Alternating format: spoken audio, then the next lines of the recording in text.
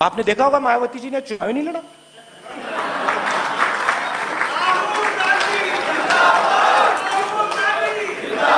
हमने मायावती जी को मैसेज दिया, अलायंस करिए, चीफ मिनिस्टर बनिए। बात तक नहीं की, बात तक नहीं की। जिन लोगों ने, कांचीराम जी ने, रिस्पेक्ट करता हूं मैं, खून पसीना देके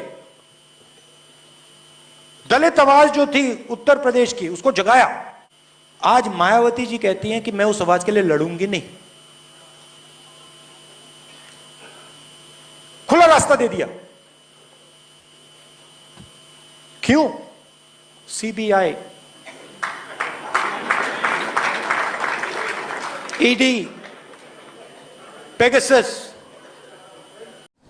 मुझे ये मालूम हुआ है कि कल कांग्रेस पार्टी के पूर्व अध्यक्ष श्री राहुल गांधी ने हमारी पार्टी व खासकर पार्टी की मुखिया को लेकर जो कुछ टीका टिप्पणी की है, तो उससे इस पार्टी की विशेषकर दलितों व अन्य उपेक्षित वर्गों के साथ साथ बीएसपी के प्रति भी हीन व जातिवादी मानसिकता तथा द्वेष की भावना भी साफ झलकती है। जबकि इन वर्गों के लोगों को अपने पैरों पर खड़ा करने के लिए बीएसपी पूरे जी जान से लगी है और जिन्हें कांग्रेस पार्टी ने अपने लंबे अरसे के रहे शासनकाल में इनकी सामाजिक एवं आर्थिक स्थिति में सुधार लाने के लिए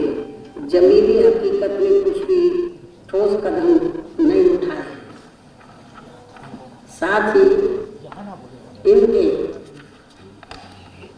मद का सरकारी पैसा भी अधिकांश दूसरे मदों पर ही खर्च कर दिया गया है। इसके अनेकों उदाहरण आप लोगों के सामने हैं। इनको आरक्षण व अन्य जरूरी सुविधाओं का भी पूरा लाभ नहीं दिया है, ताकि ये लोग आर्थिक तौर पर हमेशा दूसरों के ऊपर ही निर्भर बने रहे, जिससे दुखी होकर फिर बहुत पहले ही बाबा साहब डॉक्टर भीमराव अम्बेडकर ने इनकी केंद्र की रही सरकार से अपने कानूनी मंत्री पद से इस्तीफा तक भी दे दिया था और फिर इनके बताए हुए रास्तों पर चलकर मान्यवर श्री कांशीराम जी ने बीएसपी की स्थापना की, जिसको कमजोर व खत्म करने के लिए शुरू से ही कांग्रेस पार्टी हर घिनौने हथकंडे इस्तेमाल कर रही है। और अब तो खिसियानी बिल्ली खम्बा नोचे की तरह ही इस पार्टी के पूर्व अध्यक्ष अपने बिखरे हुए घर को तो संभाल नहीं पा रहे हैं, बल्कि हमारी पार्टी बीएसपी की कारणे इस्तेमाल कर रही है। और अब तो खिसियानी बिल्ली खम्बा नोचे की तरह ही इस पार्टी के पूर्व अध्यक्ष अपने बिखरे हुए घर को तो संभाल नहीं पा रहे हैं, बल्कि हमारी पार्टी बीएसपी की कार्यशैली पर जबरदस्ती की उंगली उठा रहे हैं, जिससे बीएसपी के प्रति इनकी जबरदस्त बौखलाहट व नफरत आदि भी साफ नजर आती है। इतना ही नहीं, बल्कि इससे पहले इनके पिता स्वर्गीय श्री राजीव गांधी ने भी बीएसपी को बदनाम व कमजोर करने के लिए मान्यवर श्री कांशीराम जी को सीआईए का एजेंट तक भी बता दिया था। और अब इन्हीं के ही पचिलों पर चलकर इनका बेटा श्री राहुल गांधी भी बीएसपी व इस पार्टी की मुखिया पर आए दिन बीजेपी के साथ मिलने का ये कहकर गलत आरोप लगाते रहते हैं कि बीएसपी की मुखिया बीजेपी की सीबीआई, ईडी व इनकम टैक्स आदि से डरती है, इसलिए बीजेपी के खिलाफ काफ़ी नरम रुख रखती हैं, जिसमें रत्ती भर भी सच्चाई नहीं है। जबकि इनको ये मालूम होना चाहिए कि इन सब से जुड़े मामले हमने केंद्र में रही किसी भी पार्टी की सरकार की मदद से नहीं, बल्कि सभी सरकारों के खिलाफ जाकर माननीय सुप्रीम कोर्ट में जीते हैं। इसके साथ ही कांग्रेस के पूर्व अध्यक्ष श्री राहुल गांधी का कल सार्वजनिक तौर पर ये कहना कि कांग्रेस द्वारा यूपी विधानसभा चुनाव में बीएसपी के साथ गठबंधन करने व मुझे सीएम बनाने के ऑफर पर मैंने ना कोई जवाब दिया तथा इस बारे में उन्होंने बात तक भी नहीं की है, ऐसा उनका कहना है। ये बात पूर्णतः गलत है, तथ्यहीन है, अर्थात इसमें रत्ती भर भी कोई सच्चाई नहीं है। जबकि यूपी विधानसभा चुनाव के घातक नतीजों पर हर विपक्षी पार्टियों द्वारा समीक्षा होनी चाहिए, किंतु ऐसी तथ्यहीन बातें नहीं करनी चाहिए।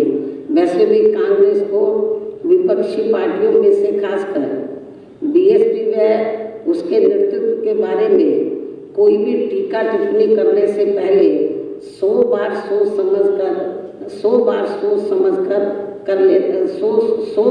समझ कर लेना चाहिए, कोई भी टीका टिप्पणी करने से पहले, कि बीजेपी से लोहा लेने के मामले में उसका अब तक अपना रिकॉर्ड क्या रहा है कांग्रेस पार्टी का। साथ ही बीएसपी व उसके नेतृत्व के साथ कदम कदम पर राजनीतिक षड्यंत्र, दगा व खासकर मध्य प्रदेश व राजस्थान आदि राज्यों में बार बार विश्वासघात किए जाने आदि को थोड़ी देर के लिए भुला भी दिया जाए तो भी बीजेपी के विरुद्ध राजनीतिक लड़ाई लड़ने में कांग्रेस का अपना रिकॉर्ड हमेशा काफ़ी लचर व ढुलमुल ही रहा है। अर्थात कांग्रेस पार्टी सत्ता में रहते हुए व सत्ता से बाहर हो जाने के लंबे समय बाद अब तक बीजेपी व आरएसएस एंड कंपनी से जी जान से लड़ते हुए हमें कहीं भी नजर नहीं आती है। जबकि बीजेपी एंड कंपनी के लोग साम दाम दंड भेद आदि अनेकों हथकंडे अपनाकर भारत को कांग्रेस मुक्त ही नहीं बल्कि विपक्ष विहीन बनाकर पंचायत से संसद तक चीन जैसा ही एक पार्टी सिस्टम बनाकर देश के लोकतंत्र व इसके संविधान को ही खत्म कर देने पर आत्म लगती है। इतना ही नहीं बल्कि कांग्रेस पार्टी के बारे में भी हमारे लोग ये बात काफ़ी अच्छी तरह से जानते हैं कि जब सन 2007 में बीएसपी की यूपी में पूर्ण बहुमत की सरकार बनी थी तो तब उस समय केंद्र में कांग्रेस की सरकार थी, जिसने जातिगत द्वेष की भावना से मेरी सरकार के केंद्र से जुड़े ज़्यादातर कार्य रोक दिए थे। और उसी दौरान कोर्ट का अयोध्या को लेकर फैसला आना था तो इन्होंने केंद्र से हमें फोर्स तक भी नहीं दिया था ताकि प्रदेश के हालात बिगड़ जाए और फिर इसकी आड़ में यूपी में राष्ट्रपति शासन लगाकर पर्दे के पीछे से कांग्रेस पार्टी यहाँ अपनी हुकूमत चलाती रही। ये इनकी मंशा थी उस समय, जिसमें भी ये पार्टी बुरी तरह से विफल रही। इतना ही नहीं बल्कि खुद श्री राहुल गांधी ने भी उस समय आए दिन यहाँ यूपी में मेरी सरकार को जबरदस्ती बदनाम करने के लिए कभी पैदल मार्च किया, आप लोगों को मालूम है जब मेरी सरकार थी कभी पैदल मार्च किया तो कभी धरना प्रदर्शन आदि भी खूब किया, लेकिन यहाँ दूसरी पार्टियों की रही सरकारों में इन्होंने ऐसा कुछ भी नहीं किया। यहाँ मैं इस बात को फिर से दोहराना चाहती हूँ कि इनको हमारी पार्टी के बारे में कुछ भी कहने से पहले केवल अपना खुद का घर भी जरूर देख लेना चाहिए जो बिखरा पड़ा है, जिसका बीजेपी भी खूब फायदा उठा रही है। अर्थात इनको दूसरों की चिंता करने की बजाय अपनी पार्टी की चिंता करनी चाहिए, तो ये उनके लिए ज़्यादा बेहतर होगा। ये मेरी इनको सलाह भी है। जहाँ तक यूपी में अभी हाल ही में हुए विधानसभा चुनाव के आए नतीजों का सवाल है, तो इस चुनाव में इस बार जिन कारणों से बीएसपी का रिजल्ट अच्छा नहीं आया है वो मैंने 11 मार्च को मीडिया में सही बता दिया है, और उन कारणों को भी समझकर तब इनको बीएसपी पर कोई टीका टिप्पणी आदि करनी चाहिए। इसके साथ ही यहाँ मैं इनको ये भी बताना चाहती हूँ कि हमारी पार्टी का कार्य करने का तरीका अलग है, उसे हम किसी के भी कहने से बदलने वाले नहीं हैं। चाहे कांग्रेस बोले, चाहे बीजेपी बोले, चाहे सपा बोले, हमारा कार्य करने का तरीका अलग है, उसे हम किसी भी कीमत पर या किसी के कहने से हम बदलने वाले नहीं हैं। विस्तार से जैसे कांग्रेस पार्टी का अपना काम करने का तरीका है, कोई मामला होता तो गली कूचों में चले जाते हैं, चौराहों पर बैठ जाते हैं, बस व घाट यात्रा निकालकर किस्म के नाटक आदि करते रहते हैं। ये हमारी पार्टी नहीं करती है। इसके साथ ही संसद में कांग्रेस के पूर्व अध्यक्ष श्री राहुल गांधी अचानक उठकर जबरदस्ती प्रधानमंत्री श्री नरेंद्र मोदी जी के गले चिपक जाते हैं, तो ये सब हमारी पार्टी नाटक नहीं करती है, जिसकी पूरे देश व दुनिया में भी काफ़ी हंसी हुई है। अर्थात ये सब हमारी पार्टी की कार्यशैली नहीं है।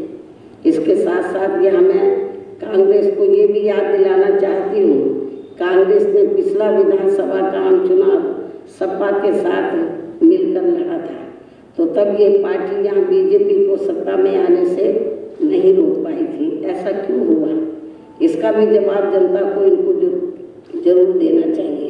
इसलिए अब संक्षेप में मेरा यही कहना है, कांग्रेस हो या अन्य कोई भी पार्टी हो, इनको दूसरी पार्टियों पर कुछ भी कहने से पहले खुद भी अपने गिरेबान में जरूर झाँक कर देखना चाहिए, तो ये इनके लिए ज़्यादा बेहतर होगा। इन्हीं जरूरी बातों के साथ ही अब मैं अपनी बात यही समाप्त करती हूँ। धन्यवाद।